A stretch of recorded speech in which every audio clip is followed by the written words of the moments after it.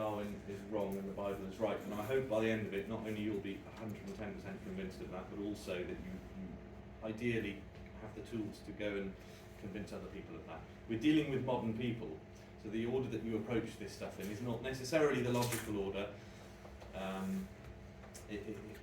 A lot of evolution is taught using icons and using kind of emotional appeals and that sort of thing. All right, we're going to look. In fact, I have a next slide, please.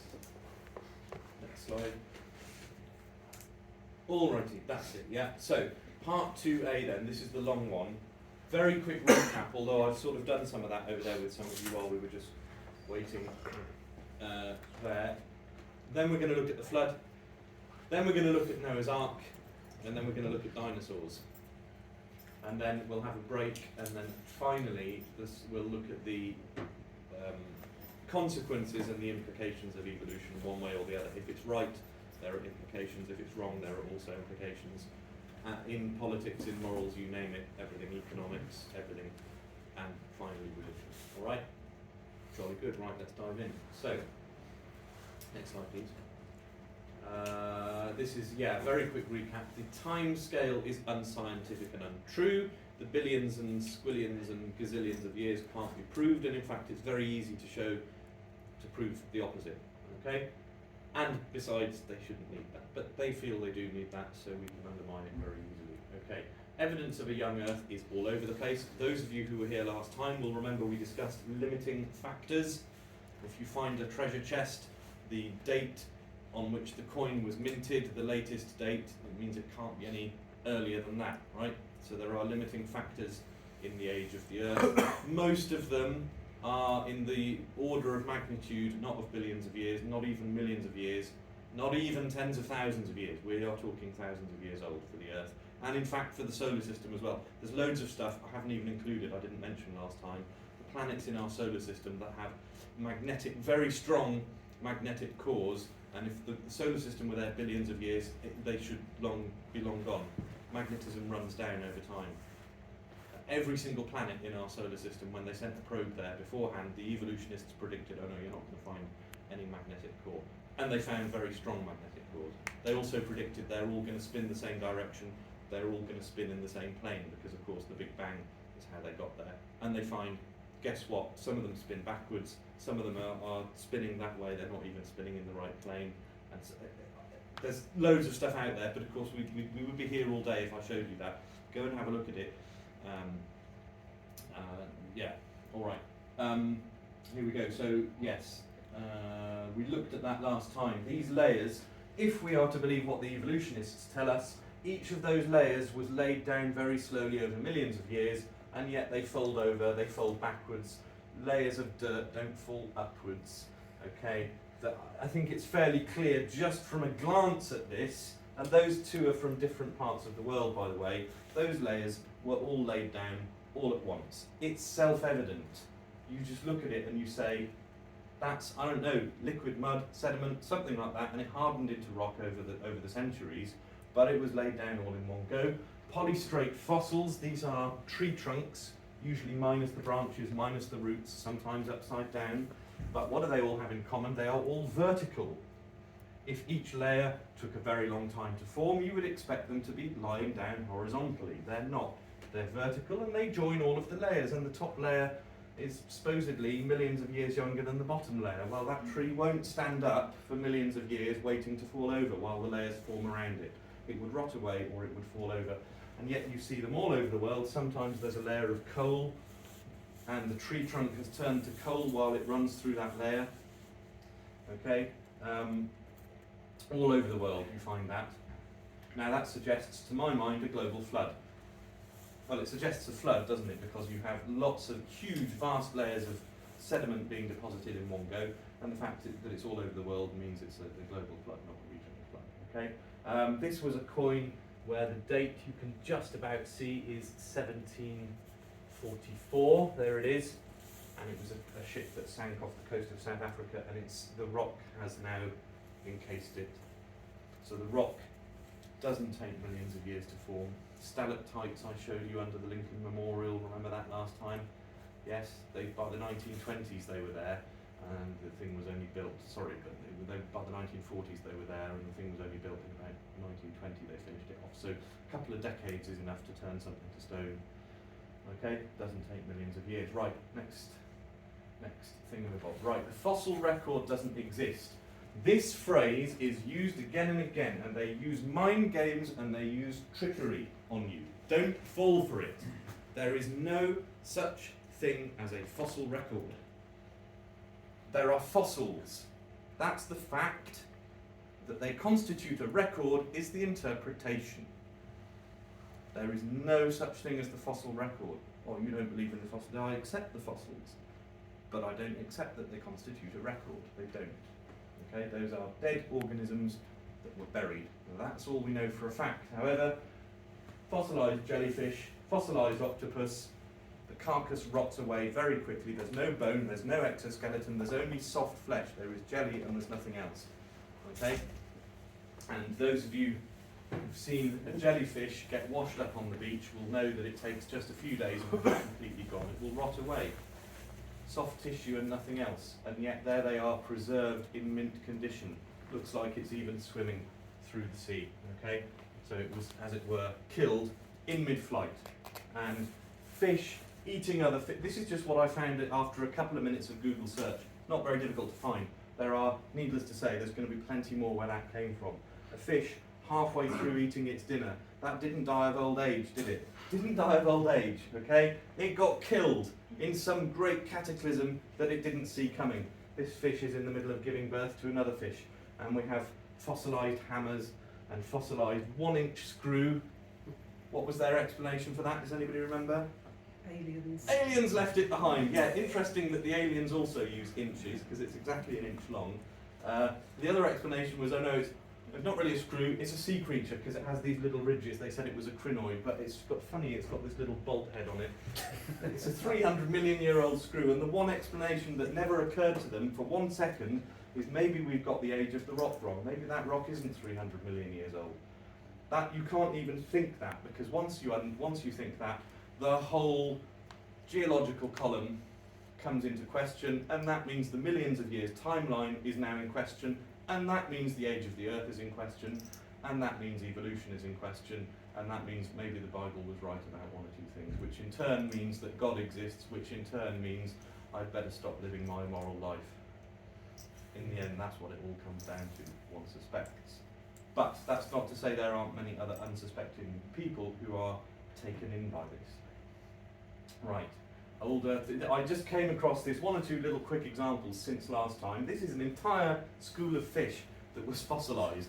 Now, did every single one of those fish die of old age at exactly the same time whilst keeping in formation, or were they all killed in one go? This is from 2019, this is 3 years ago, this article, okay? So the fossils are a fact, the fossil record is a fiction. Who says that those fossils constitute a record? That's what we need to dispute. Those fossils are not a record. Right, next slide please. This is very recent, so I included it, June 2022. It's 2 turtles who are, I guess, mating. They're making baby turtles, and they both died in that position. Again, they didn't die of old age, did they? But it turns out, and I looked into this, and I kept finding more and more of these examples. Next. There we go, that's February 2015. Can you see it's not exactly the same turtles, and they're in slightly different, but it's pretty much the same sort of thing. This is 2012. Same thing, next slide.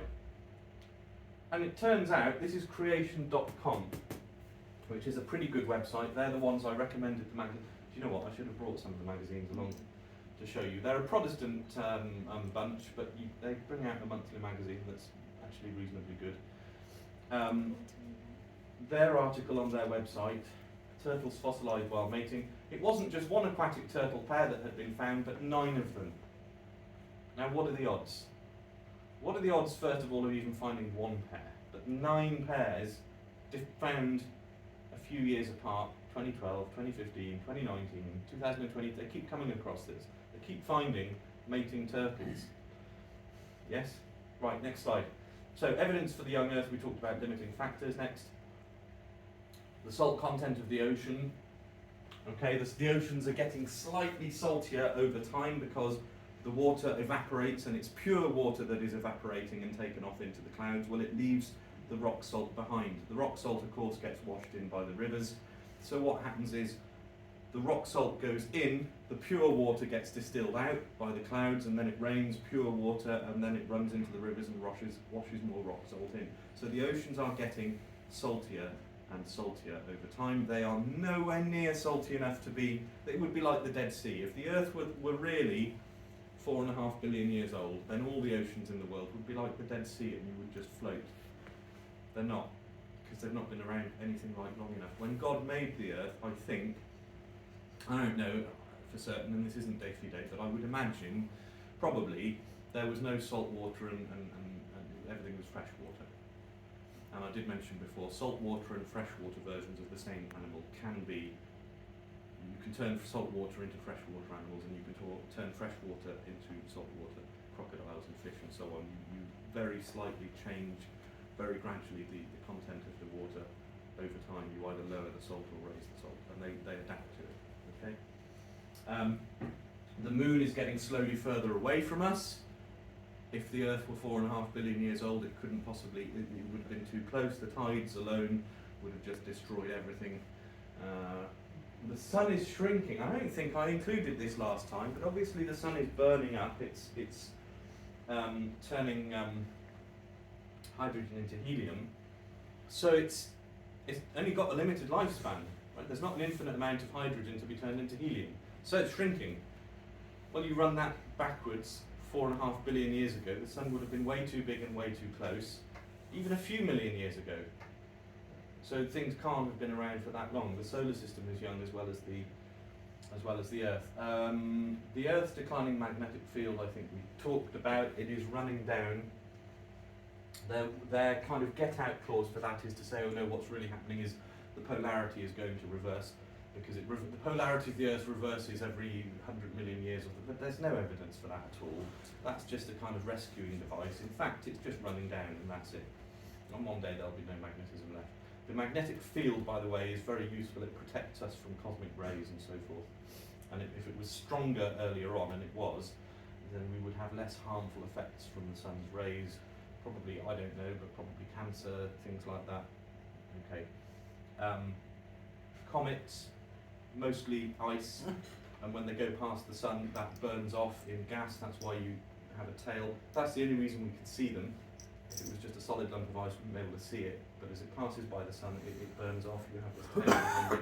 And obviously, there's a limited amount of ice, and a few times round the sun, however big the orbit is, and it's gone. Now they claim there's an infinite comet generator just out of sight, just out of where we can detect it.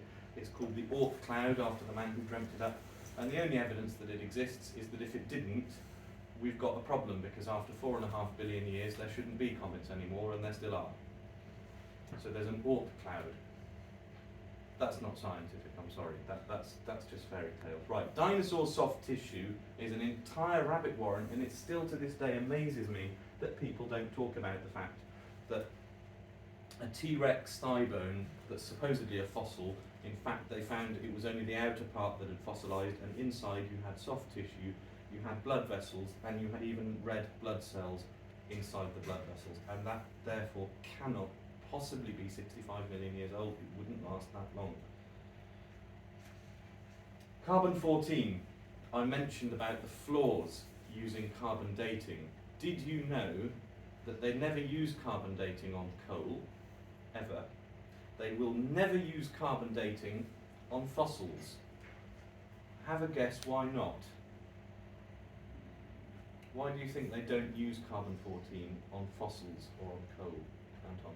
Because if they were to use carbon dating on fossils, coal and diamonds, it would show that it was formed at a much later date than they would like to Got it exactly. postulate. That's exactly it. If they are correct, there shouldn't be any carbon-14 in coal. It should be, it has a radioactive half-life of 5,700 years. Right? So if it was 4 million years ago, there's going to be none left. It'll be long gone. But every time they do carbon-14 dating on fossils and on coal, guess what? First of all, there is carbon-14 left. And secondly, the result is, oh, it's actually quite young. And they originally, when that happened, they said, oh, well, it must have been contaminated. But then they found with diamonds, they get the same result. And a diamond can't really be contaminated because it's so hard, you can't get another substance going into it. Right? So that's a whole thing that just gets swept under the rug. Right. Again, don't take my word for it. Do go away and have a look at this. You'll see that what I'm telling you is the truth. Next, please. I also mentioned about textbooks. Being a nosy Parker, I found a few textbooks, school textbooks. I won't say where I found them, but I took a few pictures. This is 8 means year 8, which I would call second form. Exploring science, working scientifically. And here's a picture of Archaeopteryx, and it says, a fossil of Archaeopteryx, one of the first birds which lived around 150 million years ago. Notice, by the way, it's not archaeologists believe that, scientists claim that, many people believe that. No, it's just a fact. It lived 150. Now, I put it to you, if you go and have a look in an RE textbook, and they represent, let's say, Catholic teaching on, I don't know, transubstantiation or the resurrection or you name it, the Immaculate Conception, they're going to start with 3 words. They always do. Catholics believe that.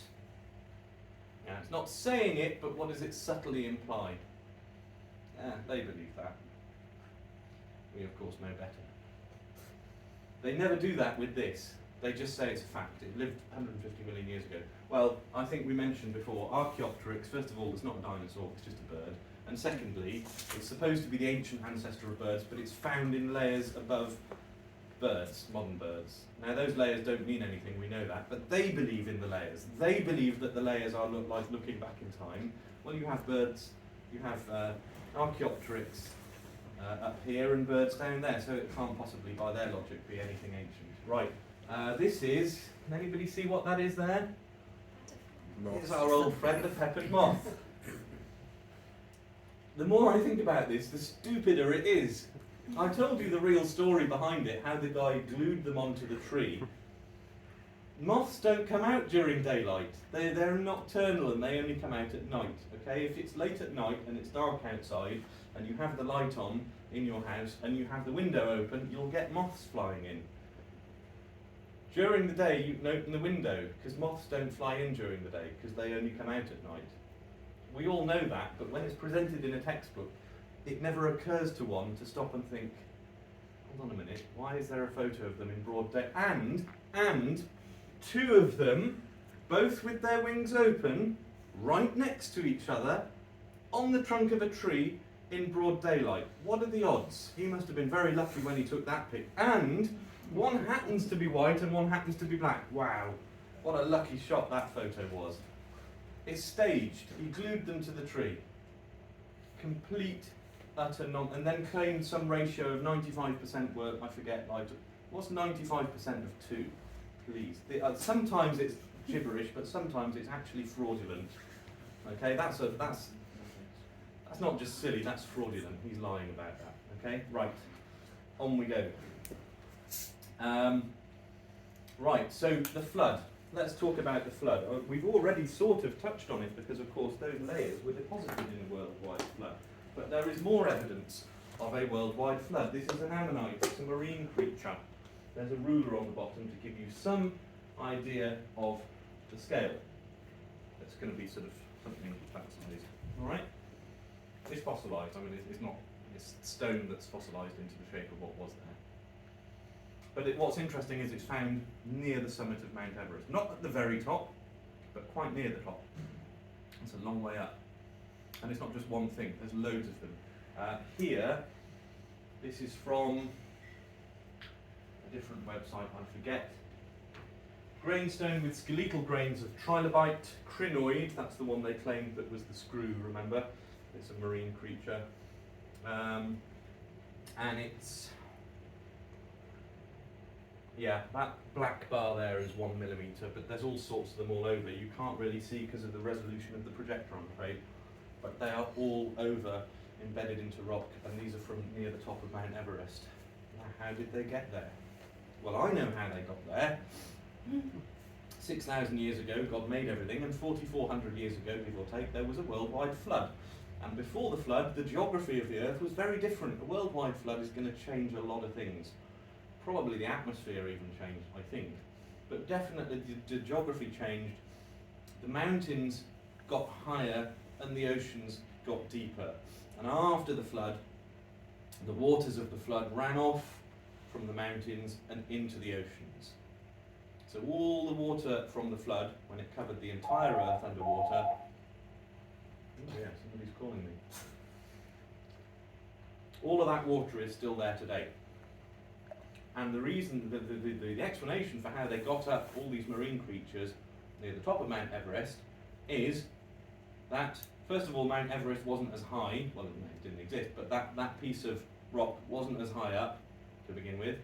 And also, it was underwater once upon a time, not all that long ago either. Next slide, please. This is Mount Diablo in California. 3,800 foot above sea level is not as high, but it's still impressively high if you're going to claim. Can you see these are just normal seashells like you would find on the beach? What you maybe can't see is that this isn't sand, it's rock. And they're embedded into it. How did they get up there? Did they crawl all the way up and then die? Right, next slide. This is Peru in the Andes. 12,300, this is about 2 miles above sea level. 2 miles up. More than 2 miles. More than 2 miles, yeah.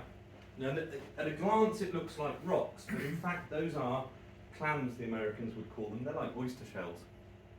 And in fact here, where the chap is lying across one to give you an idea of scale, if you look at the kind of up and down line between the two halves, you can see that that's what that is. Now those are giant, you never find anything even approaching that big today. But they're all the way up there. Also worth noting about mussels, clams, oysters is that the mussel keeps the shell closed. When it dies, it opens out. That's why when you find when you find the remains of them on the beach, usually you find only one half. Right? When they die, they open out. If they died closed, that means they died very suddenly and unexpectedly. All of those did. And they died 2 miles up in the air or something, 12,800 foot up. How did they get there? Who knows? Maybe aliens did it. Right, next slide. So that's California, Peru, Himalayas. There are other examples, but that's 3 mountain ranges in different parts of the world. I think it's fair to say it's worldwide, it's a flood, okay? Right, here we are. These, I hope, will be interesting to you because, and I've only included a selection, there are plenty more where this came from. These are ancient flood myths, folklore stories, name it what you will, but you find them all over the world in every different language and culture. There are at least, I think, 150, 200, maybe 250 of them. I've got about 10 here for you, just to make the point. This is Hawaii. So in Hawaiian, there's this story about mankind had turned to evil, so Karnet, the creator god, decided to punish their sin with a great flood. That sounds familiar, doesn't it? Nu'u and his wife and 3 sons were saved by climbing aboard the great canoe. So there's this man called Nu'u who has 3 sons, and they're the only ones who are righteous, so they build the great canoe.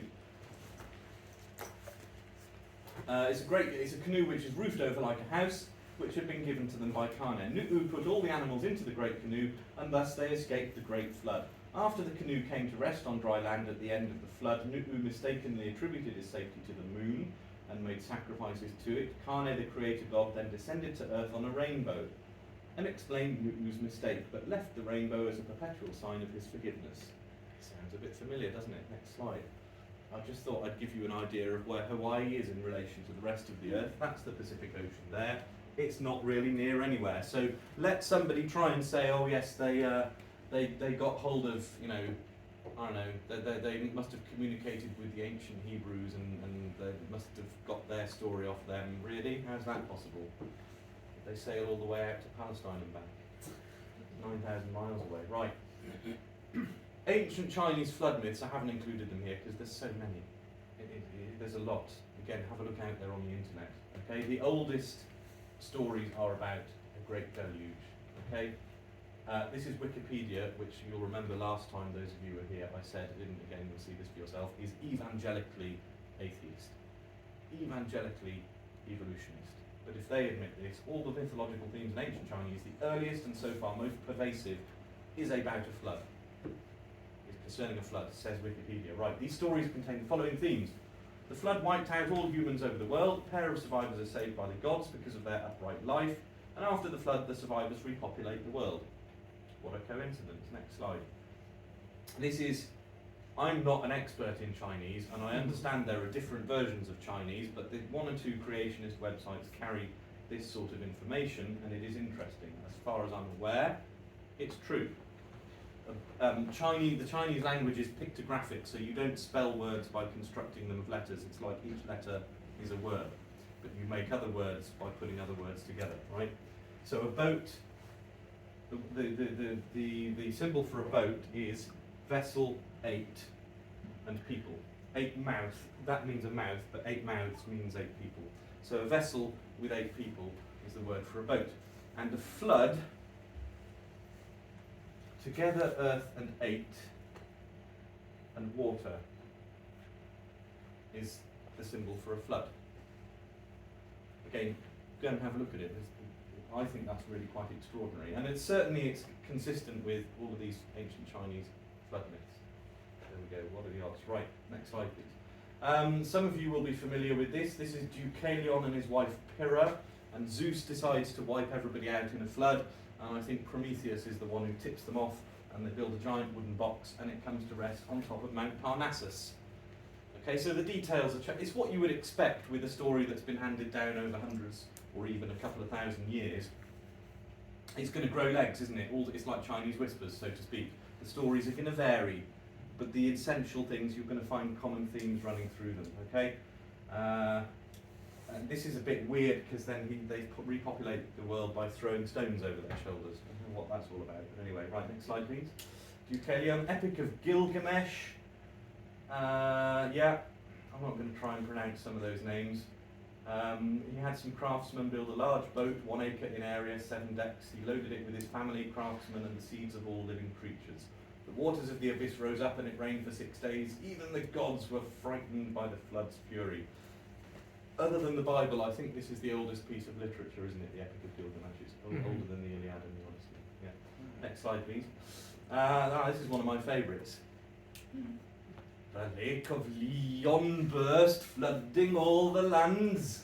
Dwyfan and his wife Dwyfach escaped in a mastless... I'm not going to try doing it. Escaped in a mastless ship in which they took a pair of every sort of living creature. Once the flood ended, their boat landed on Prythan.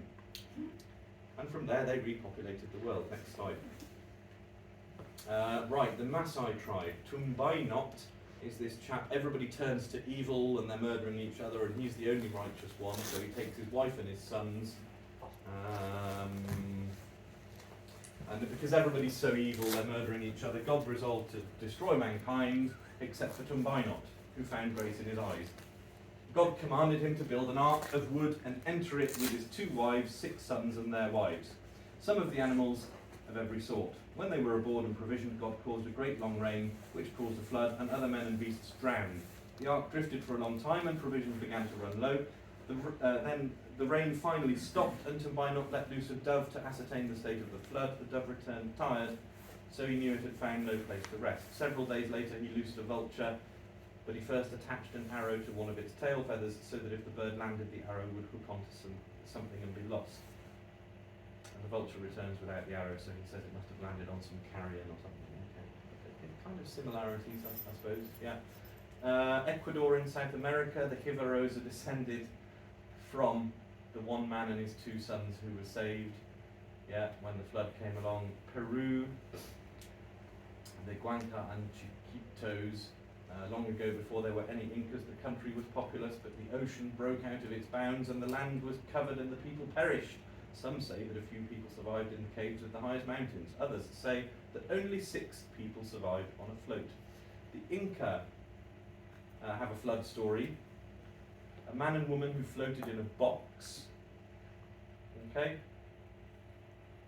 and then the Creator repopulates the earth by moulding people from clay. I mean, that might be a little bit of mixing things up with Adam and Eve, because of course Adam was made from the slime of the earth. But yeah, just interesting that it's. This is the North America, the USA, the Mandan and the Cascade Mountains and the Skagit tribe. Let's not read all of them, but yeah, let's have a look. Yeah, okay. A man and a woman survived on a raft on which they collected all kinds of animals and birds. So it's not a box in that story, it's a raft. Same sort of thing. Right, next slide. Okay. So that's, I think, as far as the flood goes. And look, I must emphasise this. I'm giving you a taste. If you've got about 200 flood stories out there from all different peoples and languages and cultures all over the world, remote places like Hawaii, I think it's without any doubt that there must have been a global flood at some point. I just don't see any way around that. And the geological evidence is all there. It all points to a flood, not millions of years. Now, most people will dismiss the flood because it's in the Bible, but that's irrational. They are guilty of fallacious thinking. The fact that something is in the Bible doesn't mean it therefore automatically is not true. Even if their argument is, well, we're not going to just believe it only because it's in the Bible, fine.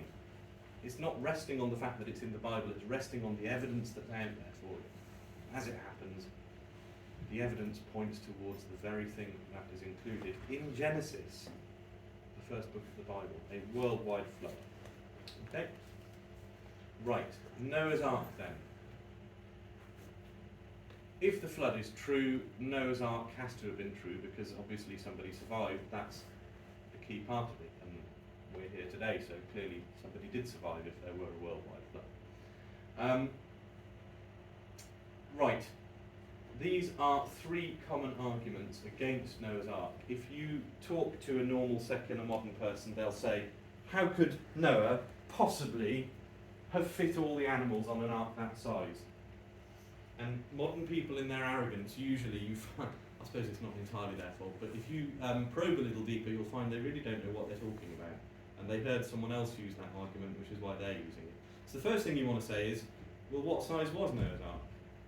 And normally they don't know. Okay, we don't know exactly, but we have a pretty good idea. What size was Noah's Ark? I don't know, but it couldn't have been big enough to fit all those animals on.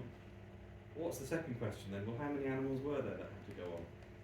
Again, usually they don't know, and it'll be how many animals, I don't know, but too many to fit on an ark that size. So it's circular. But you kind of want to answer both of those questions and show that in fact it is possible. Right, does anybody, well, before we get to it, what size was the ark, how many animals? Yeah, all right, let's go on. Does anybody know roughly what size the ark was? Most people, they encounter Noah's Ark as a child in a little children's book, and it's something along the lines of this. Okay, that's usually what it looks like, right? You get animals. When you think about all the animals that exist in the world, there's always elephants in these little children's pictures. There's always a pair of elephants, right? There's always a pair of giraffes. They usually have their head sticking out the window or something. They're always fully grown. They're mostly, it's always somehow just African animals, which is kind of odd when you think about it. Like, where's the sheep and cows and, I don't know. But that's usually, I know it's silly, but it's worth pointing it out. That is what most people have in their mind, because they encounter the idea of Noah's Ark as a child, and of course never again in adult life do they even think about it seriously. So that is the only image they have in their life, in their mind, sorry. Right. Here we go, next slide. That's a similar one, yeah, there you go. Notice they're all really joyful and happy, even though they've just witnessed the entire earth being destroyed and everybody dying. They're all really cheerful. Okay, next slide. Yeah, okay, there we go. So, yeah. I think if you're going to make this argument properly, you need to kind of strip that idea out of, first of all, your own mind and other people's mind as well, and try and turn it into something that's a really serious thing that actually existed. Right, here we go. So there's our measurements. This is Genesis. Thou shalt pitch it within and without, and thou shalt make it, the length of the ark shall be 300 cubits, the breadth 50 cubits, and the height 30 cubits. Now a cubit is fingertip to elbow, right? That's a cubit. Well, obviously that varies according to how tall you are. I'm 6 foot. It's going to be about 18 inches, something like that. Okay? We know that in Old Testament times they used a royal cubit. There's different cubits for different. I think the Babylonians had a different cubit to the one that the Hebrews had, and I think the Egyptians used this thing called a royal cubit, which is slightly longer. It's 20 and a half, 21 inches. Okay, and also, lest I forget, Solomon's temple, I think, was built using royal cubits. So there is a pretty good, and why? I think it's reasonable. You could say that in all likelihood, maybe the ark was built of royal cubits. But even the lowest measurement, let's say 18 inches, times 350, 30, that's going to give you 450 feet by 75 feet by 45 feet, which is a 6-to-1 ratio length to width, so it's not too long and skinny, it's not too kind of broad and wide. Yeah, pitch it within and without, that means kind of tar it, varnish it, seal it up. Yeah, okay. Is it, in fact, let's go back one, because I think, sorry if, I don't want to try your patience, but I think it is worth us just reading this through properly.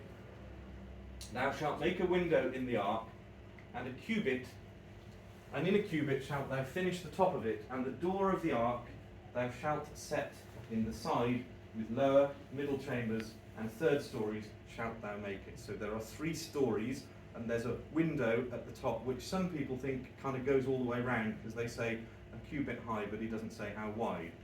So maybe there's kind of an opening in the top that goes all the way around, something like that. Okay? Behold, I will bring the waters of a great flood upon the earth to destroy all flesh, wherein is the breath of life.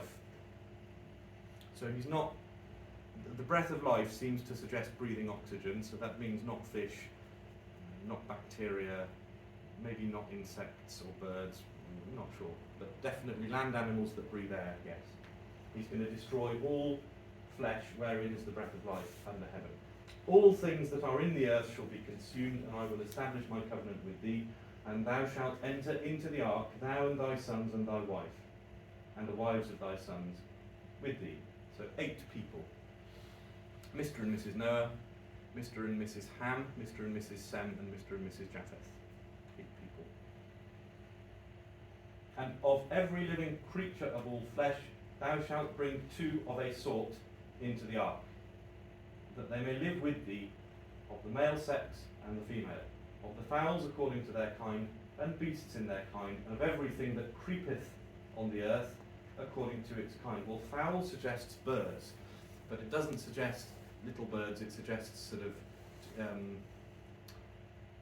guess, things like pheasant and partridge, or whatever the ancient equivalent ancestor was of chickens.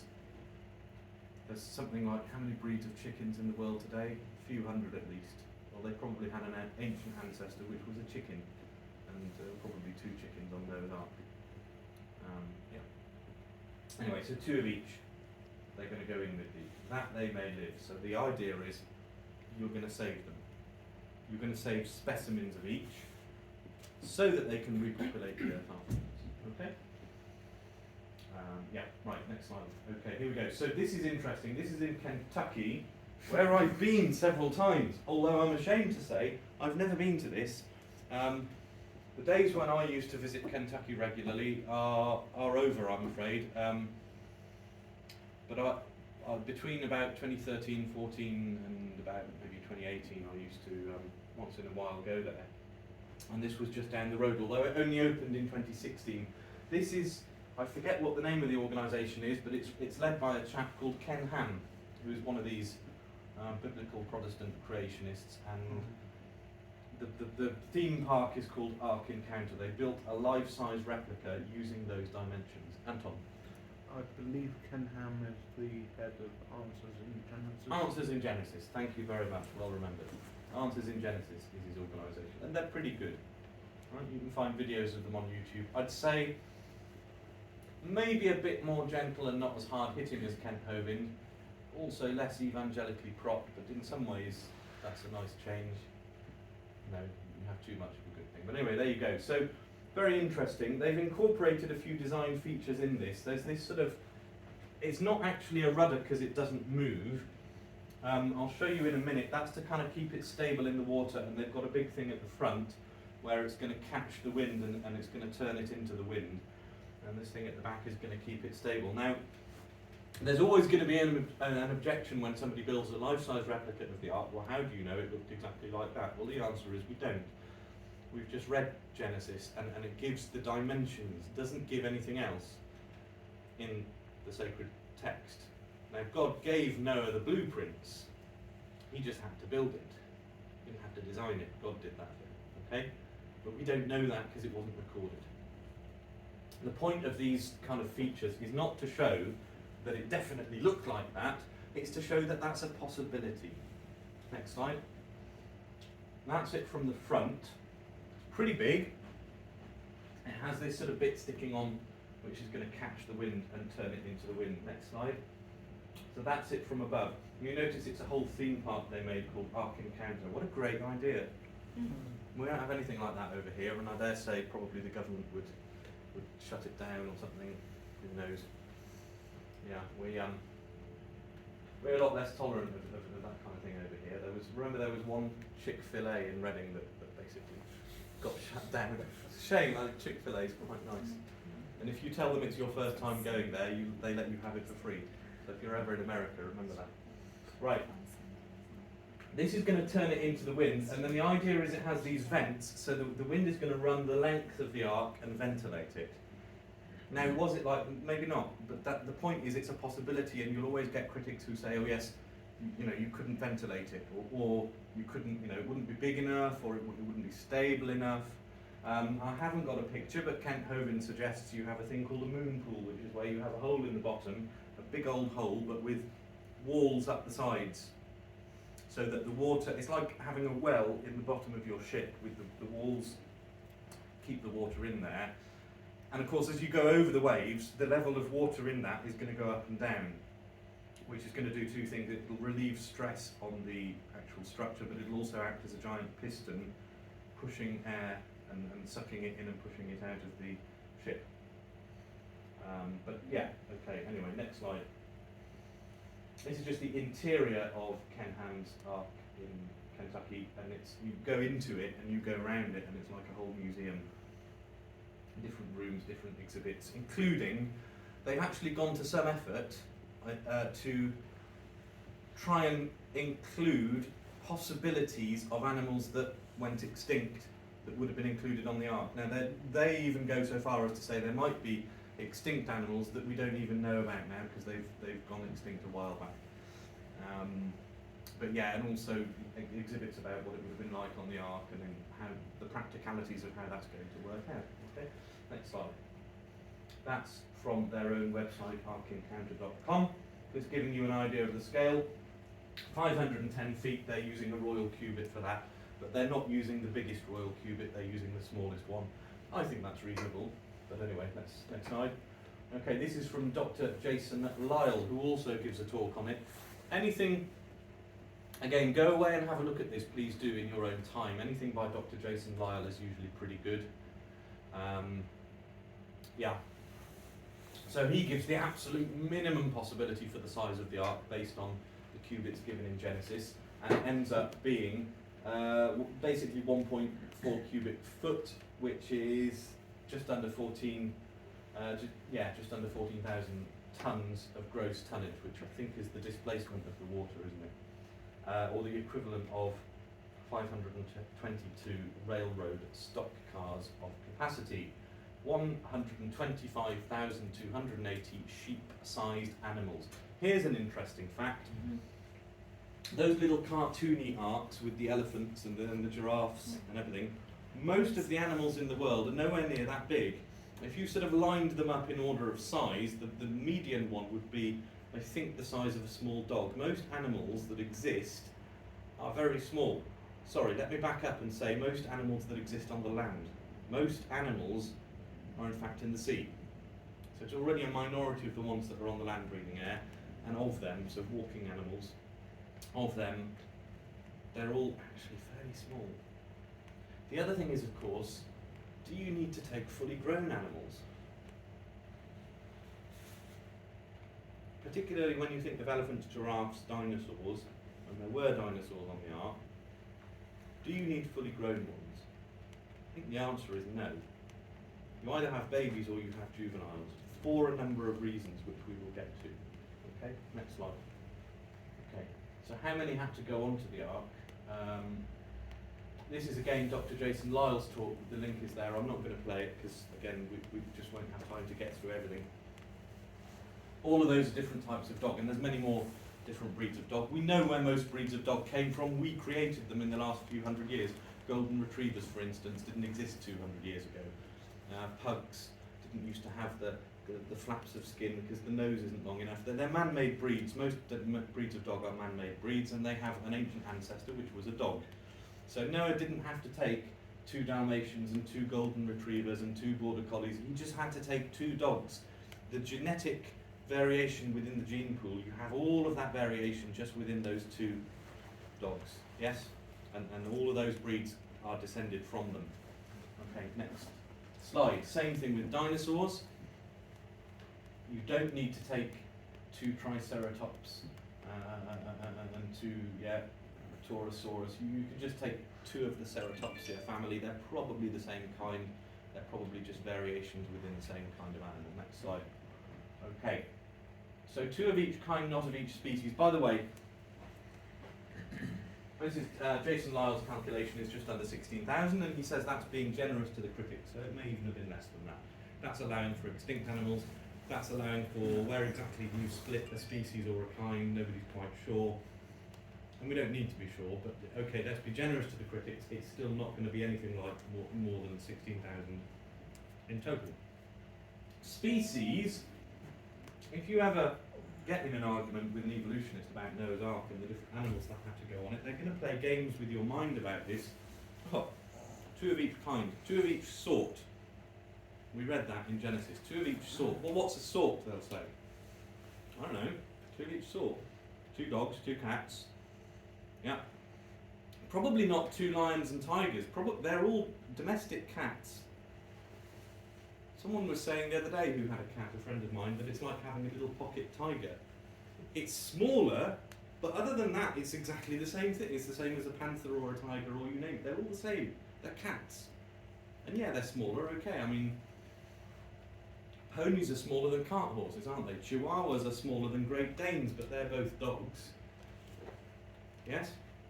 And the horse, the donkey, the zebra, the pony are all horse kind. Scripture says again and again, it says it several times, they bring forth after their own kind. So one of the tests is that they can actually have children. Well, all 4 of those horse kind can. Okay, you can get a cross between all different combinations, right? A zonkey, for instance, is a cross between a horse and a donkey. One parent was a horse, one was a donkey. A zioni is a zebra and a pony, yes? But then their children can't have children. A shebra, no, because you're at the extreme end of the different ends of the gene pool. Their children can't have children, that's true. A mule, for instance, yeah.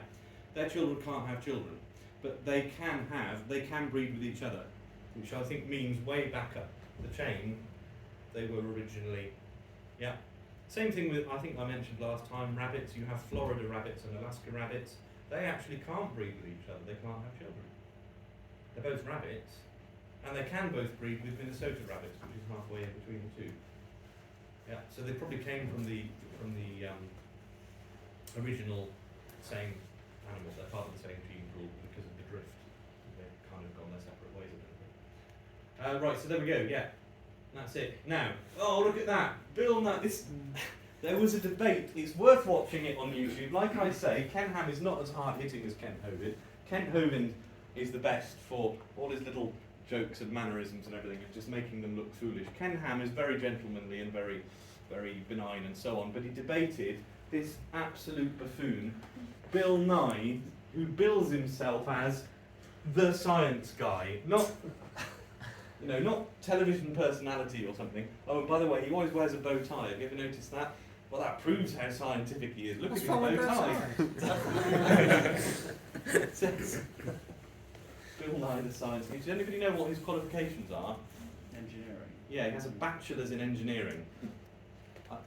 I would imagine everybody in this room knows at least one person who is more qualified than he is when it comes to, origins and evolution and geology and so on, right? He's just a TV personality, that's all he is. And he says, how many animals had to go on the ark? Oh, there's 16 million species in the world today. Really? How do you arrive at that number? And I mean, other people have pointed, oh, there's 4 million, there's 9 million, there's 10 million, 60, 20 million, 80 million species in the world today. You go, well, you're kind of pulling numbers out of a hat at that point. But notice that it's species. That means, what does species, it literally, species in Latin mean? What does species mean? Appearance? Yeah, it means how it looks, right? And it is related to any compound of the verb specto or spicio. It just means eyeballing it. That's literally what that means. It looks different. That's what a different species means. Okay? And that includes marine life, and that includes bacteria. Loads of those are just bacteria. So Noah needed to worry about getting all the right bacteria onto the ark, did he? And all the fish and all the whales and whatever. Right. So I mean, it's just silly. Next slide. Is it worth? Yeah. Okay. We argue that number of species on Earth today is 5 million plus or minus 3 million, of which 1.5 million are named. This is about 10 years ago. Costello, May and Stork in the journal Science, January 2013. I don't know what happened to the formatting on this. It's a bit difficult to read, but that's what that says there. Science journal. Notice they say the article was, can we name all the species before they go extinct?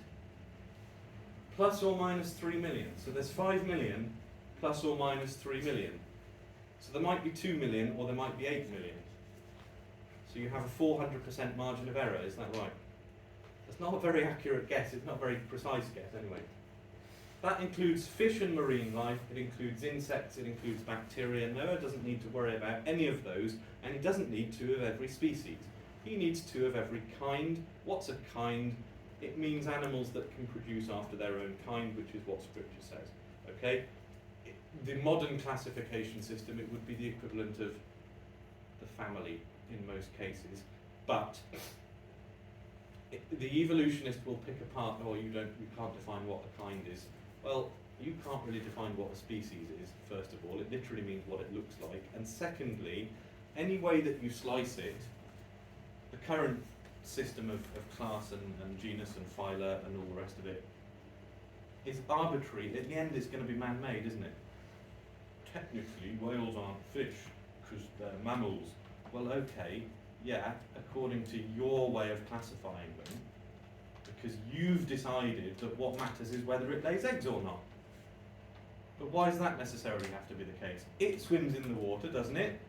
It kind of looks like a fish, doesn't it? Has flippers and everything, so it's a fish. That's one argument, by the way, where they say, oh, there's contradictions in the Bible. It says Jonah was swallowed by a whale, and elsewhere it says he was swallowed by a fish. Oh, a whale isn't a fish. Well, in your classification system, maybe it's not, but a whale's a fish, okay? In the Bible's classification system, a whale is a fish. There's all these different animals.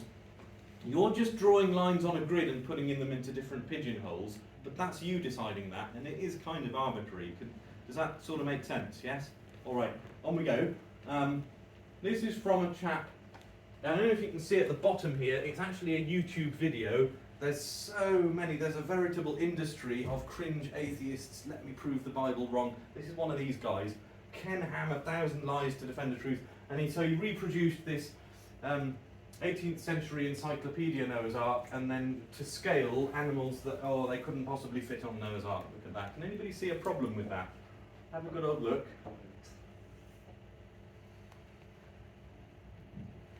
Anybody spotted it yet? There's a lot of dinosaurs there. There are a lot of dinosaurs. In fairness, the dinosaurs would have had to go on there, although only 2 of each kind. The whale. Why the whale? Oh, there's a sperm whale. Oh look, there's also a blue whale. Does he need to take whales on the ark? I kind of thought there was a lot of water outside the ark for them to swim in. What would be the biggest? Because he's in this mentality of whales are mammals, they're not fish. But why does that mean he needs to take them on the ark? They can swim in the water, can't they? And also, yeah, the dinosaurs, do they need to be fully grown? And some of these might be the same kind, and they might not be, I don't know, but I mean, they might be a Brachiosaurus, a Diplodocus, so they kind of look similar. I don't know. Anyway, all right, on we go. So, I said he's going to take small animals, juveniles or babies on the ark, And it's not something really that it's worth getting tied down into exactly how old were they. Well, apart from anything else, different animals have different lifespans. One of these guys, Jason Lyle, I think, or even Ken Ham, I think in his debate with Bill Nye, he says maybe they could take chickens, and then some chickens lay an egg a day or more. So they could have taken a few different chickens, and that would have provided them food. And then the chap responds, "Oh, I thought you said you only took babies." Well, yeah, but the lifespan of a chicken is like, what, a year or two maybe? And it goes from a chick to fully grown in less than a year, in, I don't know, 6 months. Have I got that right? Something like that? They don't live to a grand old age anyway, do they, chickens? They definitely don't. And I think the bigger the animal is, generally the older it lives, basically, yes? Okay, so you take juveniles or babies. Why? They take up less space, they eat less food, they produce less waste, they're more resilient and durable, and they have longer to reproduce when they get off the ark. The whole point of them being taken onto the ark is so they can live and repopulate afterwards. So you wouldn't take fully grown, senior citizens on the ark with you anyway. That's the whole point. You're going to take babies. And generally speaking, when animals know instinctually that there's a crisis going on, and they're put inside the dark somewhere in a cave, or in this case in the ark, they just go to sleep, a lot of them, don't they? So they're going to sleep most of the time, means you're not going to be bothered with them, you don't have to look after them. They're babies anyway, they don't eat a lot, they don't produce a lot of waste, and then they just stay in the dark asleep. They'll hibernate through the flood, and then you can come out later on, and they've got all their life ahead of them still to repopulate the earth. Yes? Okay. Alright.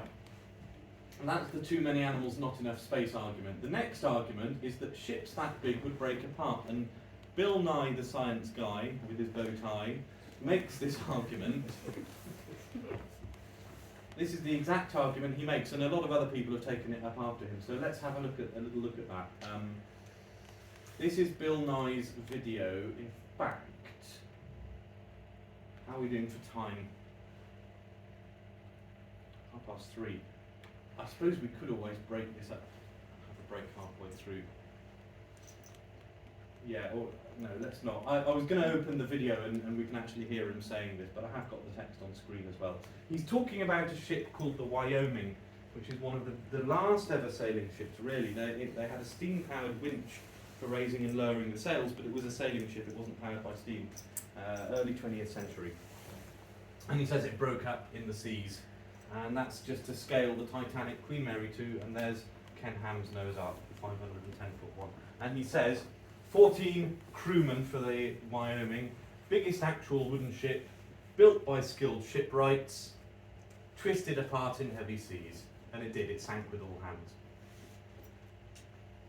Noah's Ark, 14,000 passengers, built by unskilled family, ran aground safely on a mountain, ? All right, well, superficially, that's a very plausible argument.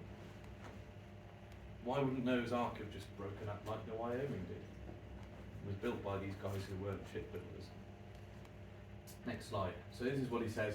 People in the early 1900s built an extraordinary large wooden ship, the Wyoming. It was not as big as the Titanic, but it was a very long ship. It would twist in the sea this way, and this way. Could not keep the ship dry, eventually foundered and sank, loss of all 14 hands. And then he says, these guys were the best in the world at wooden shipbuilding. And they couldn't build a boat as big as the Ark is claimed to have been. Is that reasonable? Is that possible? The very best shipwrights in the world couldn't do what 8 unskilled people did. Right, next slide. Here we go. So I had a look at the Wyoming, and guess what? There it is, that's a picture of it. And this is Wikipedia again, so we're using hostile sources. It's not a creationist website, Wikipedia. Wyoming was an American wooden 6-masted schooner built and completed in 1909. Because of her extreme length and wooden construction, Wyoming tended to flex in heavy seas. In March 1924, she foundered and sank in heavy seas with the loss of all hands. So he forgot to mention that it was plying its trade up and down the east coast of North America for December 1909, I think it was finally finished, so let's say 14 and a bit years. Okay? Noah's Ark has to survive how long? Less than 1 year. Okay? Also, I looked up the dimensions. The length is 450 foot, the breadth is only 50 foot. That's not a 6-to-1 ratio, that is a 9-to-1 ratio. Okay? here again are the dimensions of the ark. 300 cubits means 450 foot by 75 foot. So obviously the longer and thinner it is, the less structurally sound the more it's going to be at the mercy of those pressures. Yeah. Also, the ark had no masts. I know it's obvious when you think about it, but where does a lot of that pressure come from? It's the wind is exerting on the sails, and that's transferring through the masts, and that's pulling the ship along. So no masts, no rigging, no sails. It's a giant floating barge. That means it's not going to be under the stresses of a sailing boat. It doesn't have anywhere to go to anyway. So it doesn't have to travel through the water. It just has to stay afloat on top of it. Okay? Next slide. Okay. The animals would eat each other. That's an interesting argument. I mean, number one, if they're babies and they're asleep most of the time, no, I don't think they would. But anyway, let's go on. God said, behold, this is Genesis 1, I have given you every herb bearing seed upon the earth. He's talking to Adam. And all trees that have in themselves seed of their own kind to be your meat, and to all beasts of the earth, and to every fowl of the air, and to all that move upon the earth, and wherein there is life, that they may have to feed upon, and so it was done. Now, meat eating means you die, you kill, yeah? You eat the carcass of something that died. It's very clear, death is a consequence of original sin, right? Initially there was no original sin. I think therefore, it's reasonable to say, animals originally weren't meat eating, and nor were we. And God says here, and he says, I've given you all of these different trees and herbs and seed to be your meat. In other words, that's what you're going to eat. Okay? And I've given them to all the beasts of the earth as well, and to all the fowl of the air. So you, Adam and Eve, human beings, animals, birds, are all going to eat these plants. That's what they're there for. So would the animals eat each other? The answer is no, they're vegetarians. They were in those days. Right, let's go on. This is from Genesis chapter 9 at the end of the flood. God blessed Noah and his sons, and he said to them, increase and multiply and fill the earth, and let the fear and dread of you be upon all the beasts of the earth. So they get off the ark, right, off you go everybody, repopulate the earth. The animals from now on are going to be afraid of you. With the odd exceptions such as St. Francis of Assisi, that's been the case ever since. Okay. One argument is, well, look at their teeth.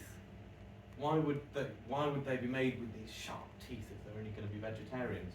Does anybody know what animal that is a skull of? Anybody want to hazard a guess? Dog, maybe? It's not a dog, no.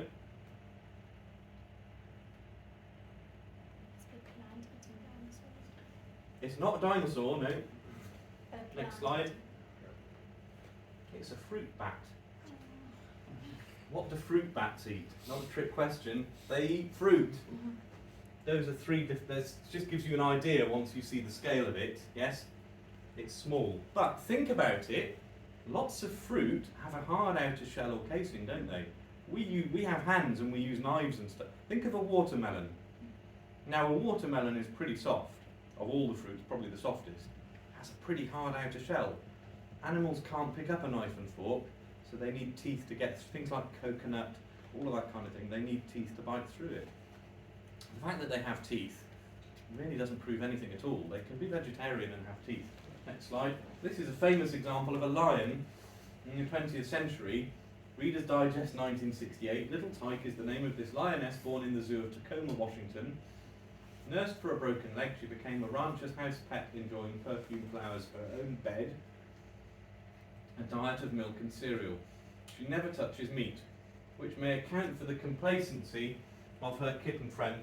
They could let all sorts of animals into the same pen and completely unworried about it, because not only did this lion refuse to eat meat, you can see there, this is from, they were trying to offer it meat and it would just turn its head away in disgust. They did everything, they practically tried to force meat on it and it would not eat meat. It ate cereal, it had milk when it was little.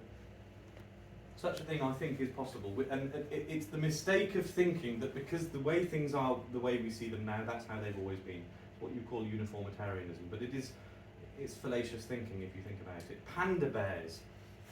We're always told, oh, they're really fussy eaters, they only eat this certain kind of bamboo. Yeah, now, but I'm told, maybe this is wrong, a panda bear, if you actually throw it some meat, very often they will eat it. They're just too lazy to go and get it themselves. And like with us, people become fussy eaters over time. Once they get used to a very, very specific diet, over time it's difficult to go back. But probably originally they were meat eaters. And the fact is, in any case, panda bears, polar bears, brown bears, black bears, they're all bears, and they all probably had an ancestor which was a pair of bears that Noah took on the ark, and all the other bears are descended from them. You get different colours, but I mean, okay, has anybody seen a family of 12 children? Same two parents? You get all kinds of varieties from those two parents, right? God put a lot of diversity into the gene pool. Yep. Okay, here we go. This is a really stupid argument if you think about it, but I have actually heard it being used. Unfortunately, I had a good old look and I couldn't find it again. This was a few years ago I came across it. God said, you'll remember, pitch the ark within and without. So he doesn't just build it of wood, he kind of tars it over to keep the water out. Oh, pitch didn't exist back then because pitch is tar, it's a byproduct of the petrochemical industry, right? The petroleum industry, the fractional distillation of crude oil. Well, if you think about it, how long have we had sailing ships? In Nelson's day, there was no petroleum industry. They managed to pitch the ships somehow, didn't they? So that can't possibly.